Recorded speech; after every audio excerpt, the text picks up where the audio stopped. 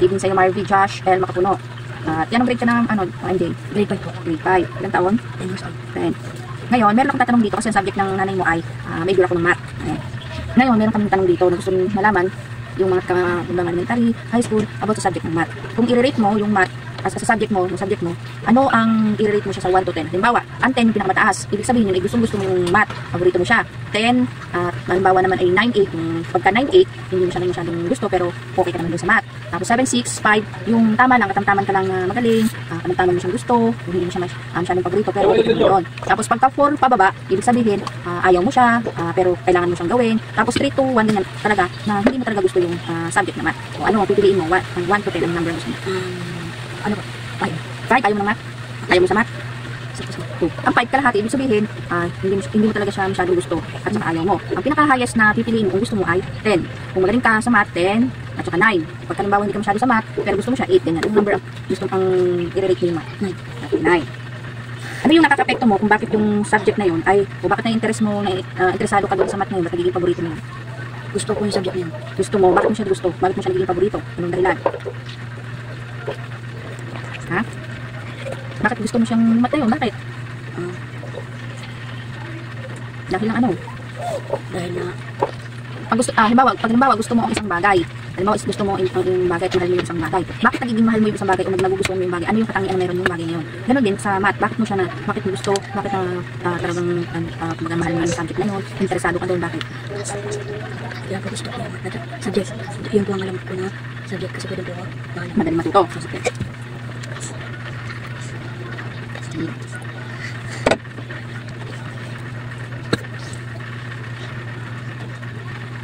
Ano naman subject yung pinaka lahat ng subject, ano yung pinakamataas mong grade? Ano po?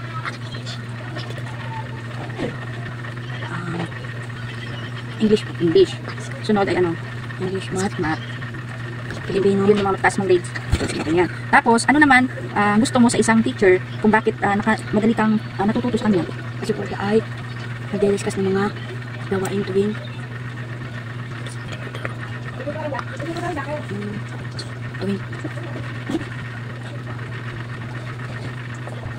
sige, natin yung sabihin. So, ang teacher ay nag-discuss siya ng maayos, clear, kumbaga, ang teacher na yon. Sige. Tapos, ano naman ang halimbawa sa teacher mo, ano naman yung makakapekto sa pagtuto o pag-learn mo sa kanyang pagtuturo? Anong naapektuhan mo sa kanya? Minsan po ay nagagalit, minsan po ay basic yan. Ba't siya nagagalit? Ayaw ko yung mainit, malikot na. Ibig sabihin, kapag nawawala ang focus yung teacher mo, kapag kami nalikot, gano'n. Ito po nag-discuss.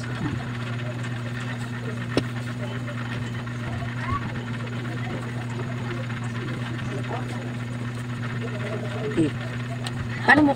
Para sa iyo, paano mo i-describe o ilalarawan ng teacher na yun? Ilalarawan ko na mabait ko ang teacher ko at hindi po matapang. Sabi nagagalit bago hindi matapang.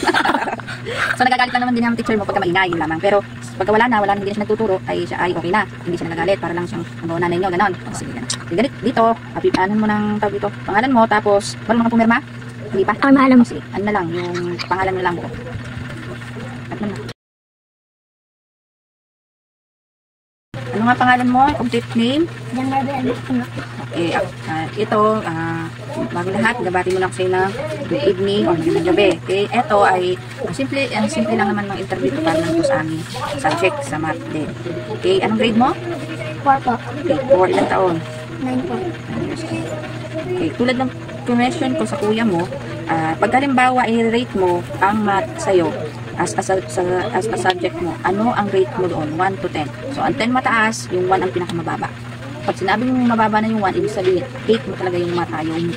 Pero pag 10 hanggang 6, ibig sabihin, level lang.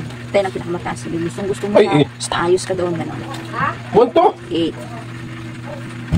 Okay, number 2, na question ng Nanay Charis. What affects you to have the subject as your favorite? Ano nakakapekto sa iyo na meron tayong subject ng math na paborito mo kasi nasa 8 ka eh? Bakit mo siya nagiging paborito? Ano naapektuhan ka ng nagiging what affects you to have the subject as your favorite? Ibig sabihin, yung math na yun, bakit mo siya nagugustuhan or bakit yun ay gusto mong subject na pag-aralan mo, ituro sa yung teacher? Maganda tinuturo sa math. Maganda ibig sabihin, ikaw ay madaling natuto. Ganun ba? Madaling matuto. Eh, pag 1 plus 1, ano yung sakto? Oh, sige. Oh, sa subject na, lumasa lahat ng subject, ano yung pinakamataas mong naging grade? English po. English, tapos Filipino. Filipino. Pero yung math ay, pag ilan? Yan na po, isa na. Yung sunod naman. Does your teacher affects your learning? Ibig sabihin ng iyong bang teacher o yung guro mo, naapektuhan ba yung, halimbawa, ang katangian ng iyong teacher, naapektuhan ba ng pagtututo mo or pagkatuto mo sa isang subject na tinuturo niya? Naapektuhan ka sa pagtuturo niya. Ano naman yung katangian ng teacher mo na bakit ka natuto ng mabilis? Dahil tinuturo. Ha? Paano? Paano yung siyempre, teacher talaga natuturo. Ano yung katangian ng teacher mo na kung bakit natuto kang mabilis sa kanya? Halimbawa, sa English, dahil mataas yung English mo eh. O paano mo, anong katangian ng teacher mo kung bakit mabilis kang matuto sa English? Pagbabasa. Pagbabasa. Ibig sabihin, clear yung pagbabasa niya. Pag nagbabasa siya, ay ang pagbabasa niya ay pinapaliwanag yung maayos inyo. So, ibig sabihin, pag nag-i-English siya, tinatagalog din niya, katulad ng ginagawa ko.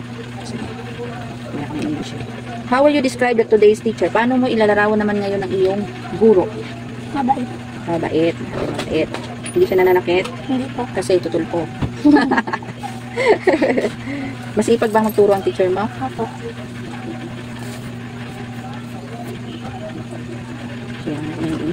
Hindi pala ba? O sige, ito lang. Ang gawin mo ay isulat mo pangalan mo at saka pwede mo rin siyang gusto kung marunong kang pumirma. Okay?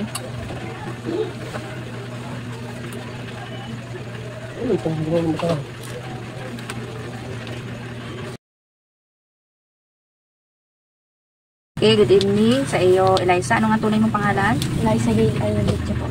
Anong grade mo na? 7 po. Grade 7. Ilang taon na ikaw? 12 po. May boyfriend ka na? Wala po. Oh, ito yung tanong ko sa inyo. Ito ay parang survey sa Dalmat teacher ang kinukuha ko. Survey kami about sa math din. Okay? Ang tanong ko sa unang tanong ay, halimbawa, i-rate mo yung math na subject natin. Ano yung rate mo sa kanya? 1 to 10. Siyempre, 10 yung taas, tapos 1 yung baba. O para sa iyo, ano yung rate mo sa subject na 6 po. 6. Ano naman yung nakaka-apekto sa iyo sa subject na ito na halimbawa, naging favorite mo or bakit hindi mo siya naging favorite? Bakit kaya? Mahirap. Mahirap. Difficult. Sige. Ano naman subject sa'yo yung pinakamataas mong grades? ESP. ESP. Bukod sa ESP, ano yun? O, halimbawa, i-rate natin ng English, Science, Math, Filipino, at AP. Ano doon ang bukod sa ESP? Filipino. Ano pa? AP. Ang teacher mo ba ay nakaka-apekto sa iyong pag-aaral or pagkatuto? Nakaka-apekto. Ano naman katangian ng iyong teacher ang bakit ka natuto sa kanyang lesson or pag-aaral? Magaling po magturo. Madaling magturo.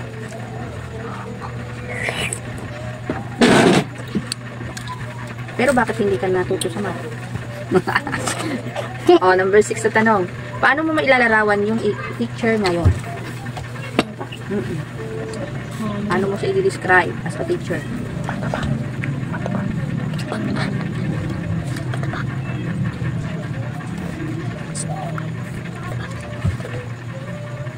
Magaling po. Magaling siya. Hindi siya nananakit? Hindi po. Tulpo ang abot niya. Nananakit. Okay. Marunong magpumirma? Sige, pangalan mo muna, tas pirma. Yang ang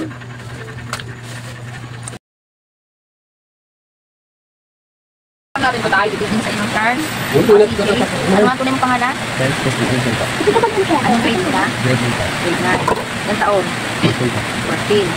may mga tanong ako dito tungkol naman dito sa math. Ito ay aming task or assignment namin sa sa math. Ngayon, ang tanong ko dito, number 1, i-rate mo yung mathematics or math sa inyong subject. Ano yung ibigay mo? 1 to 10. Kaya mas mataas, ibig sabihin pagka 10 ang mataas ay hindi siya, hindi siya, magaling ka doon. Hanggang sa mababa, number 1, ayaw dito. Ano mo i-rate mo? 6. Ano naman yung nakaka-apekto sa subject na ito kung bakit nagiging paborito mo, nagiging paborito? Yung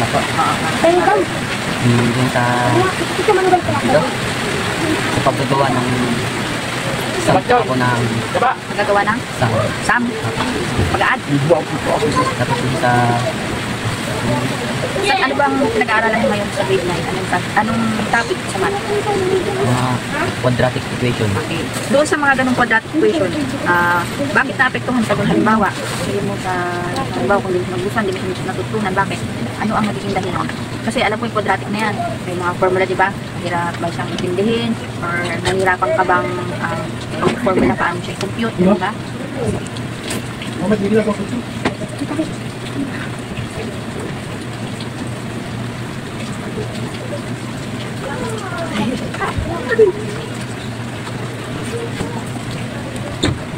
Ano naman yung subject mo na ikaw ay mataas yung grade mo?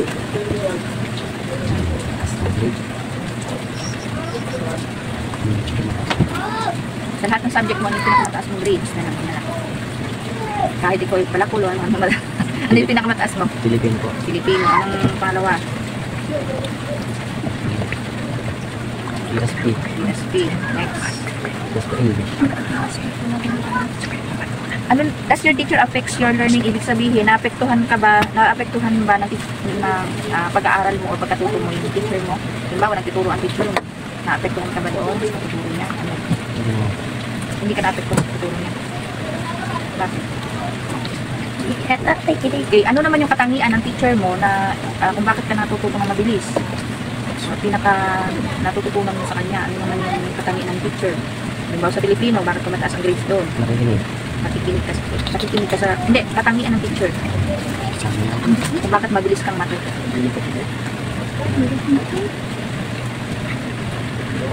Baka hindi ka nakikinig, kaya hindi mo alam katangian ng teacher mo. Ano? Hindi mo alam ang katangian ng teacher mo, hindi ka masabi. Ano? Halimbawa sa Pilipino, bakit mataas yung grades mo sa Pilipino? No, anong katangian ng iyong guro doon? Siya ba ay naniligaw, kaya ka na makitindi? Namamalo, anong katangian niya? Ano po ay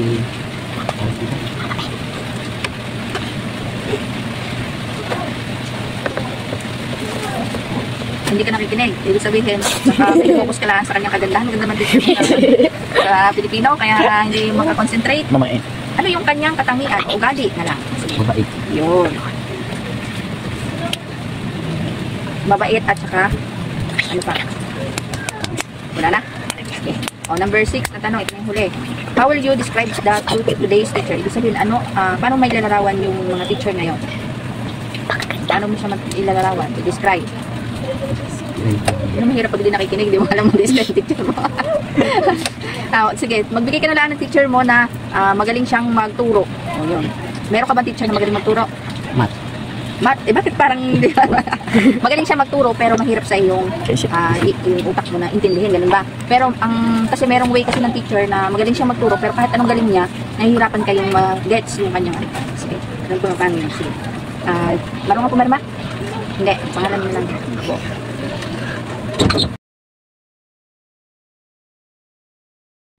Okay, magandang gabi sa iyo, Ray. Ano nga yung tunay mong pangalan? Name ka na din dito. Okay, tama. Anong grade mo? Grade 9. Grade 9. Ilang taon? 14 po. Okay, ka lang. May boyfriend? Okay. Ang tanong ko sa iyo, 6 lamang. Ito naman parang survey ito sa mga bata tungkol sa subject na math. Okay, kasi yung aking major ay mathematics. Kaya nag-survey kami kung paano namin sa mga bata, kung paano din namin matuturo sa kanila kung ano ba yung math sa simpleng paraan. Kahit ako gusto ko, simple lang kung paano, hindi ko na pahirapan ang estudyante. Kung ano yung magandang at easy way yun lang din tuturo ko. Dahil lang ayaw kong mahirapan sila. Kasi kahit kami, nahihirapan kami sa math eh. Pero ito sa katulad yung mga bata, dapat talaga basic, tinuturo ng maayos yung math. Kasi napakahirap kung ang dami-dami pang ganyan, ganun lang din ang sagot. O eto, sa number 1 na question ko, kung i-rate mo yung mathematics na as a subject, from 1 to 10, ano yung number ibibigay mo yung math? 9? Ano naman yung na-apekto mo sa subject na ito kung bakit mo siya nagiging paborito? Siyempre, 9 yun eh. Ibig sabihin, kung gusto mo siya. Bakit naiintindihan ko iba dito? Other lesson.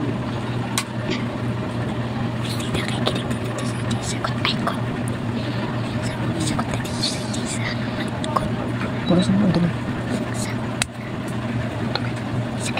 Number 3 na question naman, ano naman yung subject mo na mataas ay yung grade? Ba't dito? Simula ko lang din sa Math at saka yes. Ano pa isa? 80. Does your teacher affects your learning? Yung bang teacher mo ay nakaka-apekto sa'yo sa iyong pag-aaral o pagkatuto? Hindi man na-apekto sa teacher. Halimbawa, nagtuturo naman yung teacher mo. Hindi ka na-apektuhan sa kanyang turo. Ano naman yung katangian ng iyong teacher na bakit madali mong matutunan yung kanyang tinuturo? Mabait, ma'am. Mabait po. Hindi siya naniligaw. Magaling din siya sa talagay.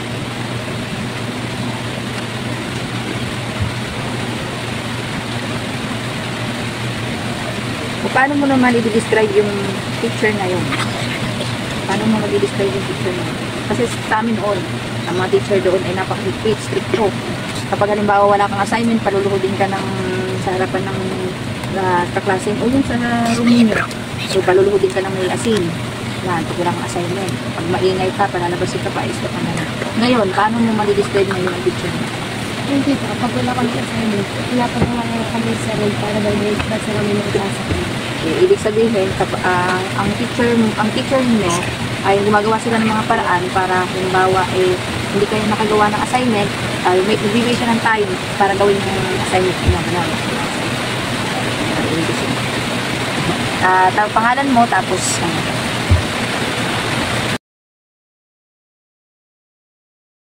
good evening sa iyo, junior. Ano ang tunay mong pangalan? Russell Junior Arnold. Anong grade mo na? Grade 9. Ilang taon na po? 14 years old pa. Okay, may tanong ako dito, tulad sa mga nauna, narinig mo naman kasi dito ka nakatira. Okay, pero siyempre bilang nanay mo, hindi ko alam kung paano mo i-rate yung mathematics sa iyo. So number 1, paano mo ma-rate yung math na as a subject mo? From 1 to 10, paano siya i-rate sa sarili mo? Mga 7 pa. 7. Ano naman nakaka-apekto sa'yo kung bakit ang subject nito ay magiging paborito mo? Paborito mo ba siya? O hindi? Hindi po. Bakit? Dahil po mahirap. Hindi mahirap yung buto.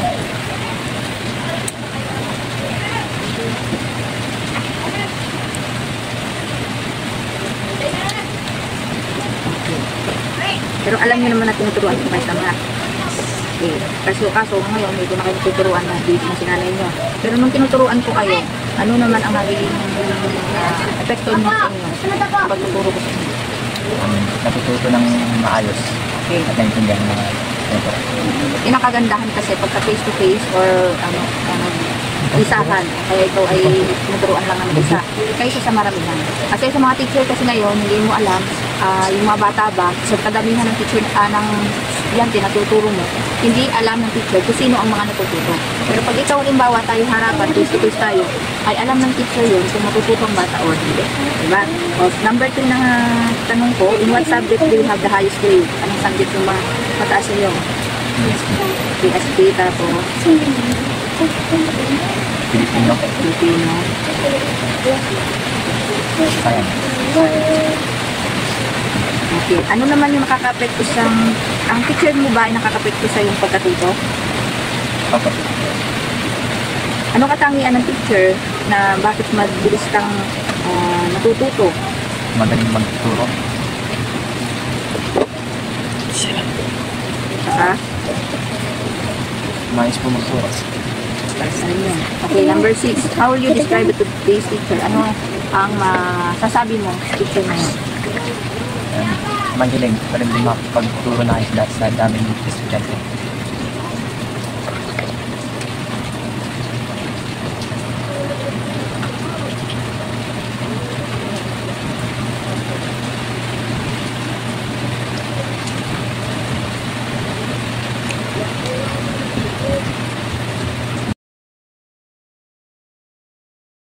Din din sa'yo, Chasel. Ano nga ang tunay mong pangalan? Philip Castle Aralandi. Okay, grade ano ka? Grade 10. Ilan taon na po?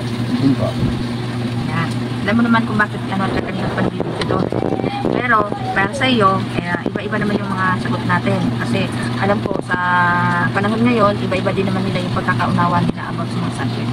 So, number 1 na question ni nanay ay ganito. Paano mo ma-relate yung math na as the subject mo from 1 to 10? 9 lang po. Ano naman nakaka-apekto sa'yo kung bakit ang subject nito ay nagiging paborito mo? Nakapit ko sa nung ano po, yung nagdidistract ako sa mga estudyante dahil po hindi ko po maintindihan yung tinuturo ng estudyante. Ibig sabihin, hindi. Paano mo siya nagiging paborito? Paborito? Yung subject mo siya, ngayon yan, alam ko paborito mo siya. O kung hindi mo siya paborito, bakit alam mo siya or gusto mo siya? Dahil po, padali mo po naman. Madali mong naanuan mo ng isip mo. Learn quickly. Okay, sa number 3 naman, ano naman subject yung pinakamataas mong grades? Yung English po. Okay. Sunod po ay math. Sunod po ay science. Nakaka-apekto ba ang iyong teacher sa iyong pagkatuto? Hindi naman. Ano yung katangian ng teacher mo na bakit ikaw ay nakatututo ng mabuti, mabilis? Katangian ng iyong teacher. Kung ano galing niya, bakit natututo ng mabilis? Ano po, hindi po siya nagagalit kagad. Sa mga estudyante, mabait po siya.